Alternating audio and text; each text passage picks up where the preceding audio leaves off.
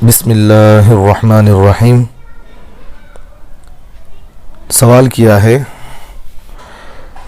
اگر خالہ کو شہوت سے ہاتھ لگایا تو کیا ان کی بیٹی سے نکاح حرام ہو جائے گا یا نہیں؟ جواب دے، عین نوازش ہوگی۔ سوال کرنے والے عبدالرزاق صاحب حیدرآباد سے۔ جواب اس کا عرض یہ ہے، اگر کوئی شخص کسی عورت کو شہوت سے ہاتھ لگاتا ہے تو اس عورت کے اصول اور فروع دونوں اس مرد پر حرام ہو جائیں گے۔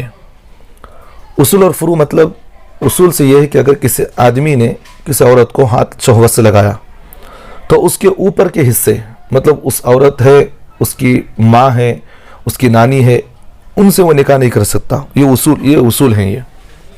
اور فروع مطلب اس عورت کے نیچے تک، اس کی بیٹی ہے، نواسی ہے، تو ان سے بھی وہ نکاح نہیں کر سکتا۔ بہرحال آپ اس مسئلے کو سمجھنے کے لیے 5 اصول میں آپ حضرات کے سامنے بیان کر دیتا ہوں، تاکہ یہ مسئلہ آپ کو ہمیشہ یاد رہے۔ جہاں کہیں بھی اگر ایسی حالت خدا نخواستہ پائے جائے تو یہ 5 اصول آپ ذہن میں رکھیں، انشاءاللہ مسئلہ آپ کو اطمینان کے ساتھ سمجھ میں آ جائے گا۔ پہلا نمبر اصول یہ ہے، وہ عورت جسے شہوت سے چھوا گیا ہو وہ قابل شہوت ہو، یعنی اس کی عمر کم از کم 9 سال کی ہو۔ سمجھ میں آ رہی ہے بات؟ 9 سال کی عورت کو اگر آپ نے چھوا تو اس کی بیٹی سے آپ نکاح نہیں کر سکتے۔ کم از کم 9 سال، منیمم عمر 9 سال ہے۔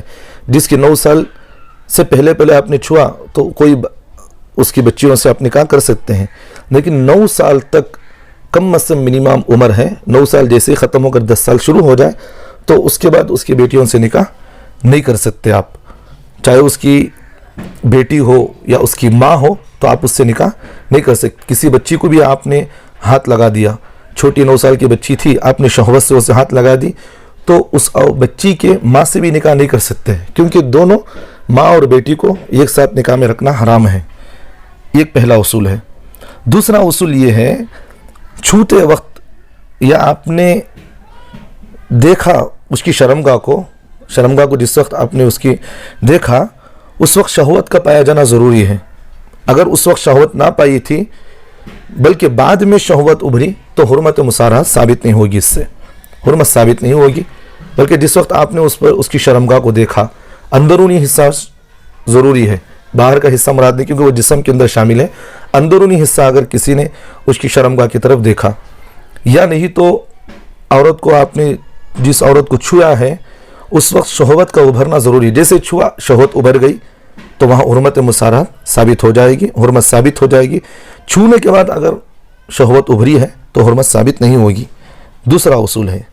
تیسرا اصول یہ ہے کہ شہوت پیدا ہونے کی کوئی معتبر علامت پائی جائے، اور اگر پہلے سے شہوت موجود ہو اور چھوتے وقت یا شرمگاہ کو دیکھتے وقت شہوت مزید بڑھ جائے، بصورت دیگر حرمت ثابت نہیں ہوگی۔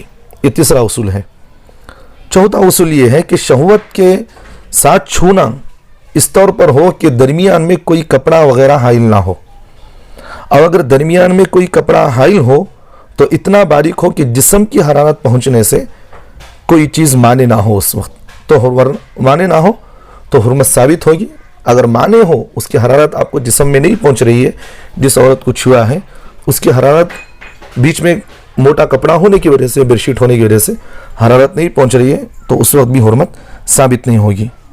5واں اصول ذہن میں رکھیں۔ 5واں اصول یہ ہے کہ شہوت کے چھونے کے وقت شہوت کے ساتھ چھونا یا بوسہ دینا یا شرمگاہ کو دیکھنے کی وجہ سے انزال نہ ہوا ہو۔ 5واں اصول بہت اہم ہے، اور یہ بس سن لیں۔ شہوت کے ساتھ چھونے، بوسہ دینے یا شرمگاہ کو دیکھنے کے وقت جو ہے انزال نہ ہوا ہو، یعنی منی نہ نکلی گئی ہو۔ اگر منی نکل گئی تو حرمت ثابت نہیں ہوگی۔ یہ 5 اصول جب آپ ذہن میں رکھ لیے ہیں تو اب یہ آپ مسئلے کی طرف ہم لوٹیں گے۔